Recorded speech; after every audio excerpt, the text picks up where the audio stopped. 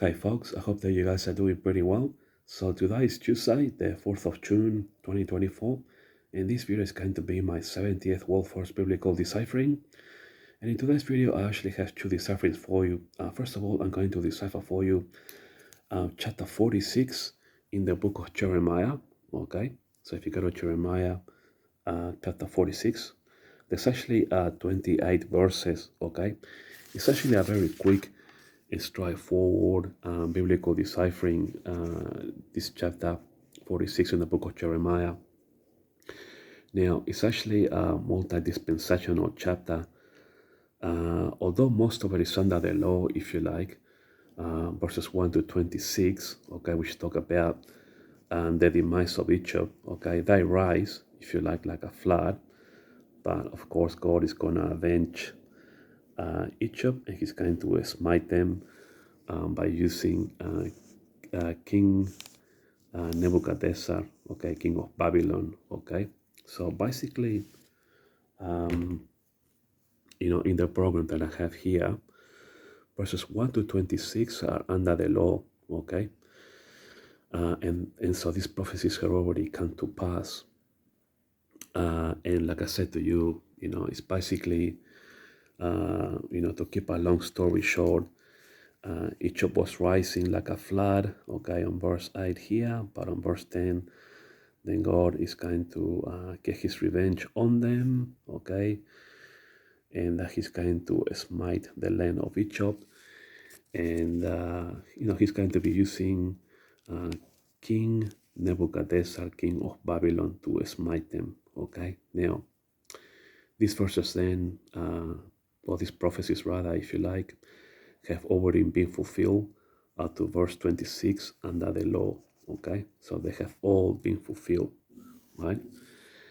Now also verse 27 has been fulfilled in recent times when Israel became a nation in 1948, okay? So in the program here, verse 27 belongs in the church age, Israel becoming a nation in 1948, and then verse 28 belongs actually in the millennial kingdom, okay, and I will show you that in a moment. But let us go then to verse 27 to finish up, and it says here, but fear not thou, O my servant Jacob, and be not dismayed, O Israel, for behold, I will save thee from afar off, and thy seed from the land of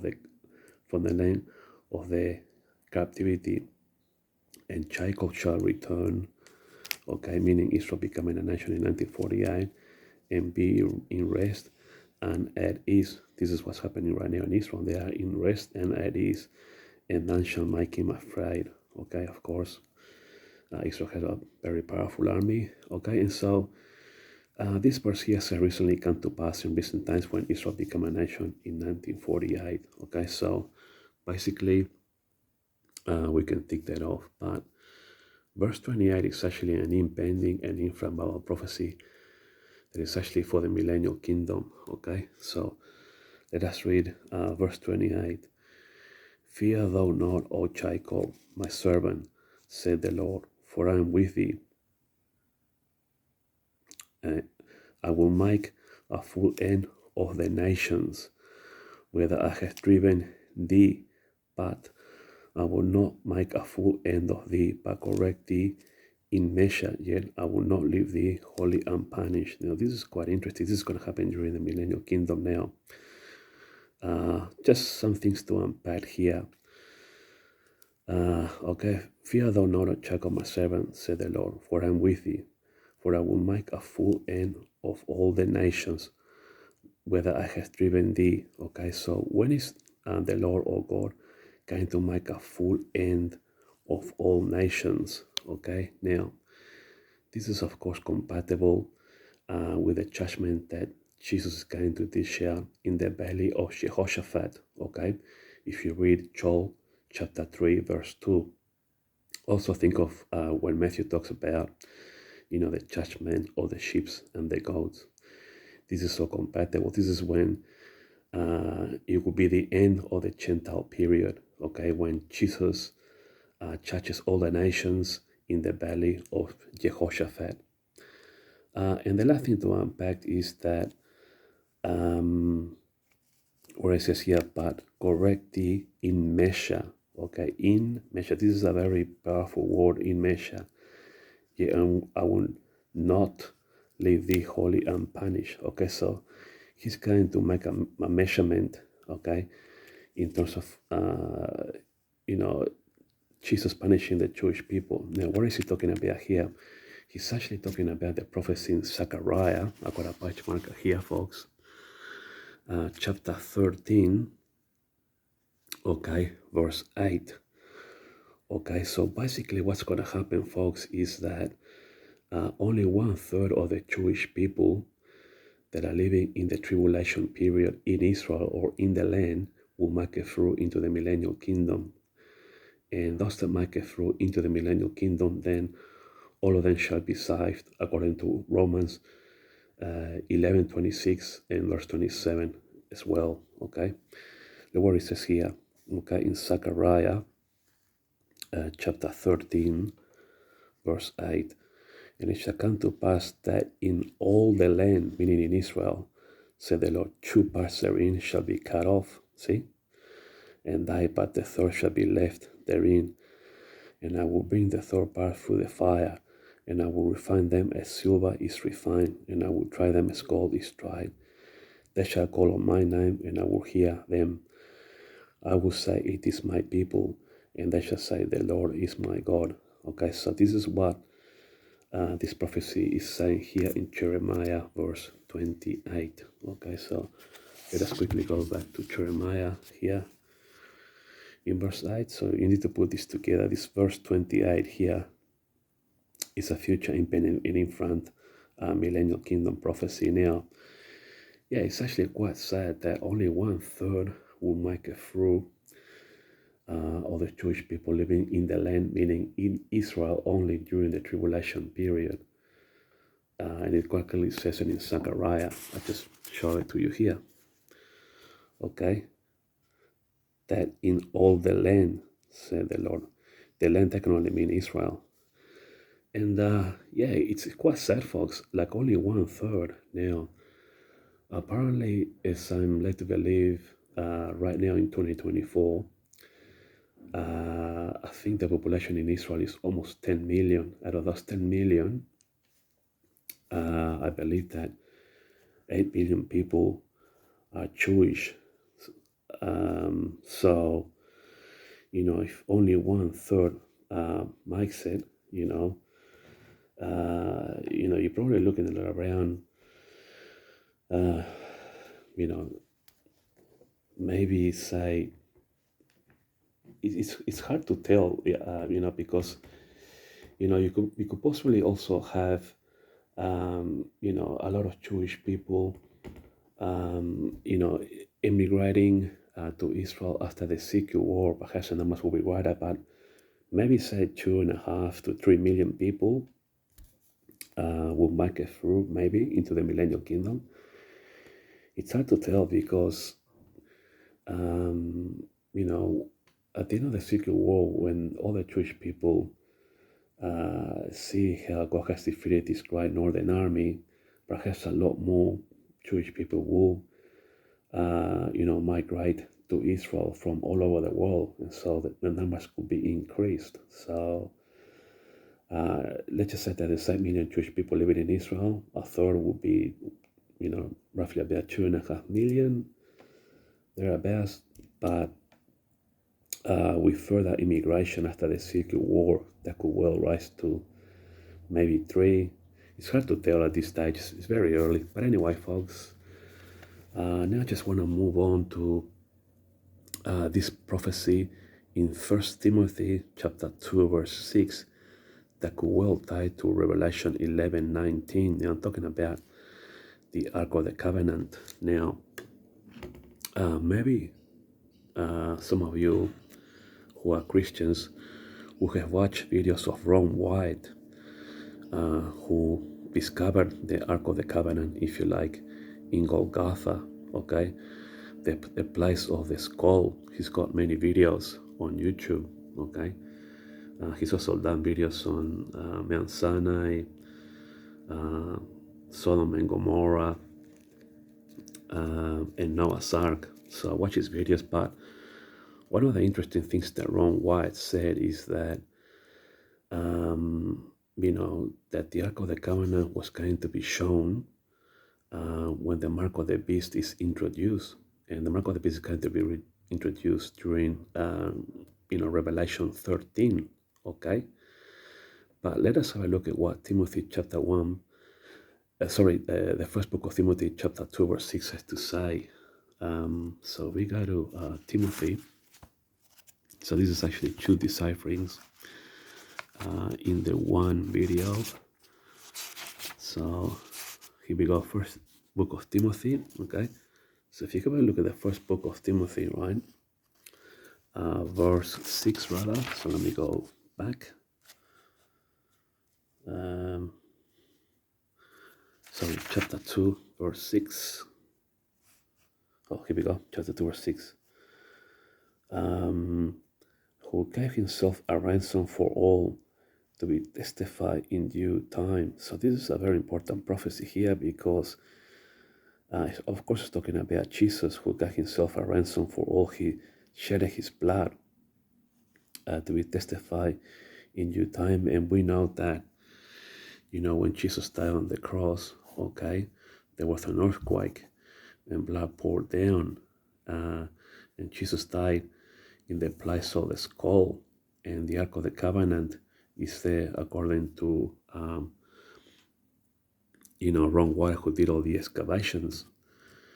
And so he had to move, the Ark of the Covenant with the help of the angels and things like that. So in order for this prophecy then, in the first book of Timothy, chapter 2, verse 6, okay, to come to pass, to be testified in due time. This hasn't come to pass then, but if you look at Revelation 11, okay, Revelation 11, give me one sec, folks,